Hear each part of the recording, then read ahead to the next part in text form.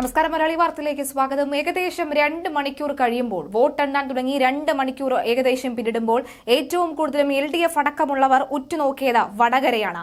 വടകരയിലെങ്കിലും ഒരു പ്രതീക്ഷയുണ്ടായിരുന്നു LDF-നെങ്കിൽ 2 മണിക്കൂർ പിന്നിടുമ്പോൾ ഷാഫി പറമ്പിൽ അടിച്ചു കയറി വരുന്ന ഒരു സാഹചര്യം വടകരയിൽ കാണാൻ സാധിക്കുന്നു എന്നാണ് ഏറ്റവും ഒടുവിൽ മനസ്സിലാകുന്നത്. വടകരയിൽ ഷാഫി പറമ്പിന്റെ കുതിപ്പ് നമുക്ക് കാണാൻ സാധിക്കുന്നു. ഏറ്റവും ഒടുവിൽ ശൈലജ ടീച്ചർ അടക്കമുള്ളവർ മാധ്യമങ്ങളെ കാണുമ്പോൾ വളരെ മാന്യമായ ഒരു പ്രതികരണം ശൈലജ ടീച്ചറിന്റെ ഭാഗത്ത് നിന്നും ഉണ്ടാകുന്നു. കാരണം ഇനി അവിടെ പ്രതീക്ഷയ്ക്ക് വകയില്ല എന്ന തരത്തിലുള്ള ഒരു പ്രതികരണം തന്നെയായിരുന്നു ശൈലജ ടീച്ചറിന്റെ ഭാഗത്ത് നിന്നും ഉണ്ടായിരിക്കുന്നത്. ഏകദേശം 35,000 ഭൂരിപക്ഷം ഷാഫി പറമ്പിലിന് ഇപ്പോൾ ലഭിക്കുന്ന ഒരു സാഹചര്യം ഉണ്ടാകുന്നു. അത് ഉയരാൻ മാത്രമേ സാഹചര്യമുള്ളൂ എന്ന് തന്നെയാണ് ശൈലജ ടീച്ചർ പറയുന്നത്. ഒരു ട്രെൻഡ് നോക്കുകയാണെങ്കിൽ 2019 എന്താണോ സംഭവിച്ചത് അത് തന്നെ സംഭവിക്കാനുള്ള സാധ്യത തന്നെയാണ് ഇപ്പോഴും ഉണ്ടാകുന്നത്. അതായത് UDF-ന് മേൽക്കൈ ഉണ്ടാകാനുള്ള സാധ്യത എല്ലായിടത്തും അങ്ങനെ തന്നെയാണ്. ആലത്തൂരിൽ വലിയ മൃഗീയ ഭൂരിപക്ഷത്തിലേക്ക് LDF ഉയരുകയാണ്. അവിടെയാണ് പ്രതീക്ഷ. മറ്റെല്ലായിടത്തും ആറ്റിങ്ങലിൽ മാറി മറിയുന്ന ഒരു സാഹചര്യമുണ്ട്. മറ്റെല്ലായിടത്തും UDF തരംഗം സൃഷ്ടിക്കുന്നു. NDA തൃശ്ശൂരിലുണ്ടെന്ന് പറയുന്നു.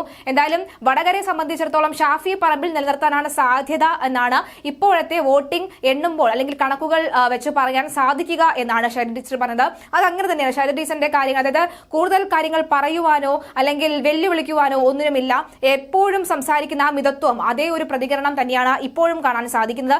വലിയ രീതിയിലൊരു പ്രതികരണം ഒക്കെ തന്നെ ആദ്യഘട്ടത്തിൽ ഉണ്ടായിരുന്നു. ഏറ്റവും കൂടുതൽ നമുക്ക് കാത്തുനിന്ന് കാണേണ്ടത് KK രമയുടെ ഒരു പ്രതികരണമാണ്. കാരണം KK രമ പറഞ്ഞിരുന്നു, ഇവിടെ വടകരയിൽ UDF-ന്റെ വിജയം അല്ലെങ്കിൽ ഷാഫി പറമ്പിലിന്റെ വിജയം അത് TP ചന്ദ്രശേഖരന്റെ കൂടി വിജയമാണ്.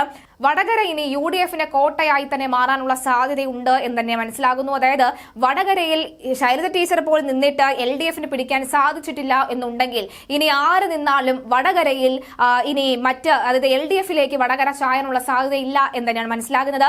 വടകരയിൽ ശൈലജ ടീച്ചറിനെ നിർത്തിയത് മനഃപൂർവ്വം തോൽപ്പിക്കാൻ വേണ്ടിയാണ് എന്നടക്കമുള്ള കാര്യങ്ങൾ ഇതിനു മുൻപ് തന്നെ പല വാർത്തകളും നിരീക്ഷണങ്ങളും ഒക്കെ വന്നിരുന്നു. എന്തായാലും ഏറ്റവും ഒടുവിൽ ഏകദേശം പോളുകളൊക്കെ തന്നെ അല്ലെങ്കിൽ ഏകദേശം ബൂത്തുകളൊക്കെ എണ്ണി കഴിയുന്ന സാഹചര്യത്തിൽ വടകരയിൽ ശൈലജ ടീച്ചറിന്റെ ഒരു കുതിപ്പ് കാണാൻ സാധിക്കുന്നില്ല. ശൈലജ ടീച്ചർ കിതയ്ക്കുന്ന ഒരു സാഹചര്യം തന്നെയാണ് കണക്കുകളിൽ നിന്ന് വ്യക്തമാകുന്നത്. മൃഗീയ ഒരു ഭൂരിപക്ഷത്തിലേക്ക് മാറുന്നു. ഒരു 30,000, 20,000 ഒക്കെ തന്നെ കടക്കുന്ന ഒരു ഭൂരിപക്ഷം 30,000, 20,000 ഒക്കെ കടക്കുമ്പോൾ നമ്മൾ ഉറപ്പിക്കാറുള്ളതാണ് ഇനി പിന്നോട്ട് പോകാനുള്ള സാധ്യത ഇല്ല എന്ന് ഉറപ്പിക്കാറുള്ളതാണ്. അതേ ഒരു ഉറപ്പ് ഇവിടെ വന്നിരിക്കുന്നു. UDF പാളയത്തിലൊക്കെ തന്നെ UDF ആസ്ഥാനത്തൊക്കെ തന്നെ ആഘോഷ പരിപാടികൾ ഇപ്പോഴേ തുടങ്ങിയിരിക്കുകയാണ്. BJP സംബന്ധിച്ചിടത്തോളം ഇവിടെ വടകരയിൽ BJPക്ക് നിലനിർത്താൻ കഴിഞ്ഞിട്ടില്ല എന്നുള്ളത് മറ്റൊരു കാര്യം. പക്ഷേ തൃശ്ശൂരിൽ അദ്ദേഹത്തിന് 30,000 മുകളിലേക്ക് 35,000 മുകളിലേക്ക് ഭൂരിപക്ഷം വരുന്നു. എന്തായാലും വടകരയെ സംബന്ധിച്ചിടത്തോളം നോക്കുകയാണെങ്കിൽ ശൈലജ ടീച്ചർ പിന്നിലോട്ട് പോയിരിക്കുന്നു. വടകരയിൽ KK രമ വിജയിക്കുന്നു, TP വിജയിക്കുന്നു, അല്ലെങ്കിൽ ഷാഫി പറമ്പിലിന്റെ വിജയം അത് ആഘോഷമാക്കി മാറ്റുകയാണ് കോൺഗ്രസ്.